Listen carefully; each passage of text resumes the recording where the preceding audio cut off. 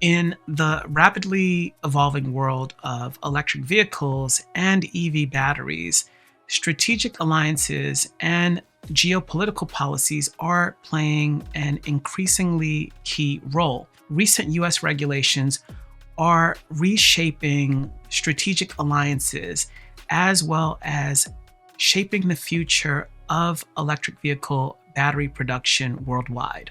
In March of this year, South Korean battery producer SK On and its partner EcoPro, along with GEM, a Chinese battery supplier, entered into a joint venture to produce precursors for electric vehicle batteries. Under the joint venture, up to 50,000 tons of precursor was to be produced for SK On. So, what is precursor? Well, EV battery precursor contains some of the most important chemicals that go into the production of an electric vehicle battery, and that includes cobalt, manganese, and nickel. The combination of these components turns into cathode with the addition of lithium. The purpose and performance of an EV battery is really determined by the integration of these materials.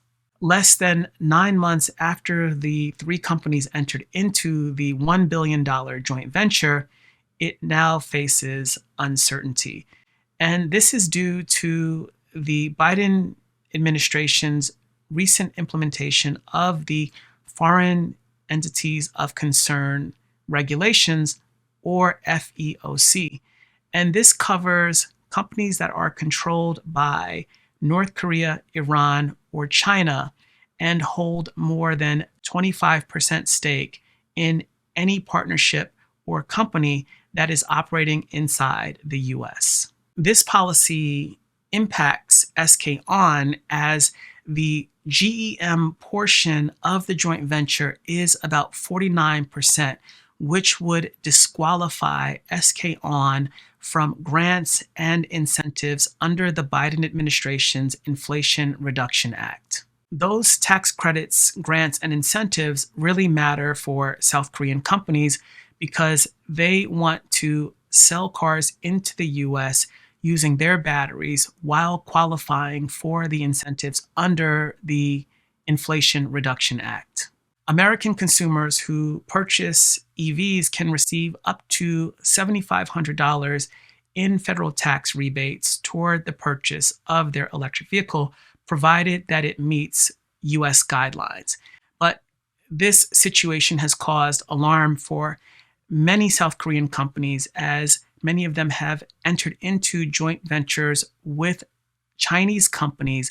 And so now this is causing them to rethink their partnerships as well as their ambitions for the US auto market. These agreements don't only impact South Korea, they're also having an impact in other parts of the world, including Indonesia and Morocco, which are fast-growing bases for EV battery production. The reason that countries like these are fast-growing is because they often have the resources or the critical minerals needed for production of EV batteries. Such partnerships also have an economic basis. South Korea and China have emerged as the two largest players as it relates to EV battery production. And this is a result of SK On and LG Energy Solutions in South Korea and CATL in China. CATL is the world's #1 producer of electric vehicle batteries. From the US perspective, it says that this policy will ensure a stable, resilient, and diversified supply of critical minerals and battery components, which China currently dominates.